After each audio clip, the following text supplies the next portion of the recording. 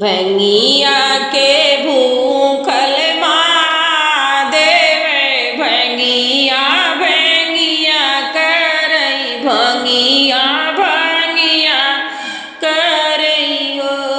गौरा भंगिया पीसत लसानी तो छन तैबे कल भाई हो गौरा भंगिया पीसत लसानी तो छन तैबे कल भाई हो अंगना बटोरत चरिया तो तू ही मोरी चरियाऊ तू ही मोरी चरियाऊ चरिया भोलाया गे खबरी जनाओ की गणपति जन्म लिए वो चरिया भोलाया गे खबरी जनाओ की गणपति जन्म लिए वो इतना बचनी सुने शिव जी तो सुनाऊ ना पावाई सुनाऊ ना पावाई वो शिव जी बैल पीठी भये आसवार तो अवघड़ महल गए हो शिव जी बैल पीठी भये आसवार तो अवघड़ महल गए हो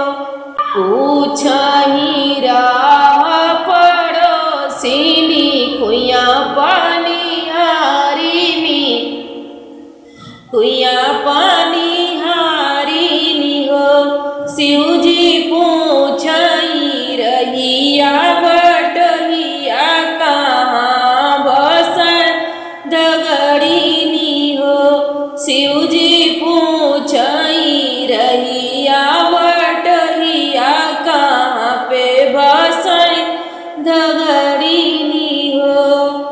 की मोरा टाठी कटुका की अड़िया खटकावई के वड़िया खटकावई हो बहिनी के करे ही लागल सकम अधिये रतियावई हो बहिनी के करे लागल आधी रतिया कम रतिया में आवई हो की मोरा टटी खूट कावई के वड़ी खट कावई के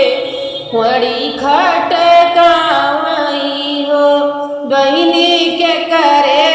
लागले सका माया धिया रतिया रामई हो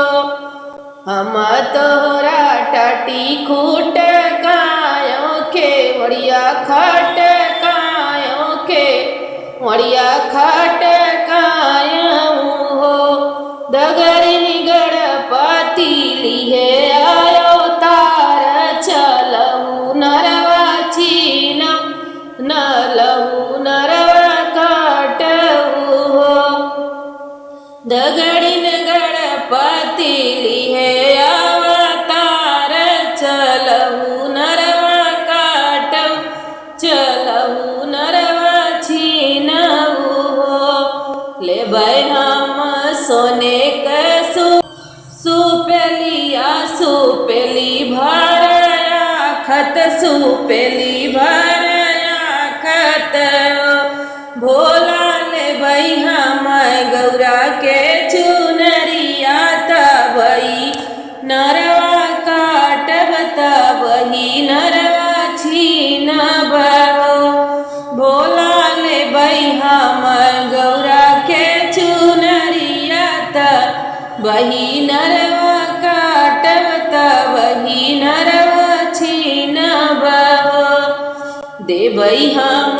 सोने के सुपेलिया सुपेलिया भरया खत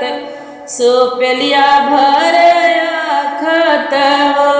दगड़ी निदिया भई मई गौरा कछु नरिया चलहु नरवा छीनऊ चलहु नरवा काटहु डगरी दे भई मई गौरा कछु नरिया चलहु नरवा